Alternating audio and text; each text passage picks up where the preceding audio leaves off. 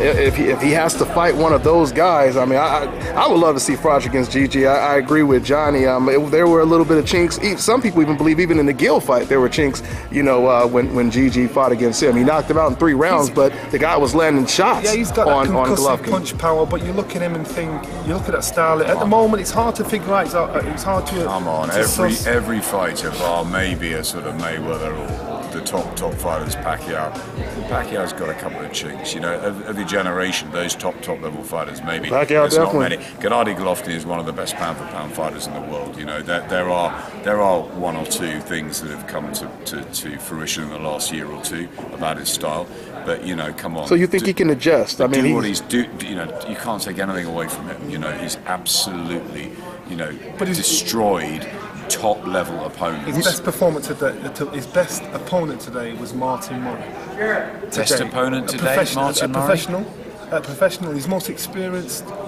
And Murray didn't really have too much power, did he? Or No, what? no, he didn't. You know, he didn't. So if you come across somebody that's got... Come on, and Martin's a good friend of ours, and he's done really well going out to box Martinez in Argentina, and you know, and he fought well against Felix Sturm in Germany, but he was beaten from the first round right the way through, and he was lucky to get as far as he did that night. Let's be honest. So that's what I'm saying. So we stepped Golovkin up in levels. Schooled him. Yeah. Let's see what you have. Step Golovkin up in levels with Froch. I think that's a tough fight for Carl. Exactly. I mean, don't you agree we have to see him in that Mayweather Corrales type performance, that Rigo Donaire type, you know, caliber of opponent with Gigi? Because he hasn't really fought that type of opponent, right? We haven't, but what he's done in his amateur career, I always look at fighters in their amateur career. You know, recently, last weekend, Carl Frampton had a great win over Chris Avalos, and you look at him, and Carl Frampton's a very good fighter because he's got terrific pedigree. You know, he was a wonderful amateur. You look at now Floyd Mayweather. You know, he was a wonderful amateur, got robbed in the Olympics, and there's no hiding that. You know, the guy to my left had a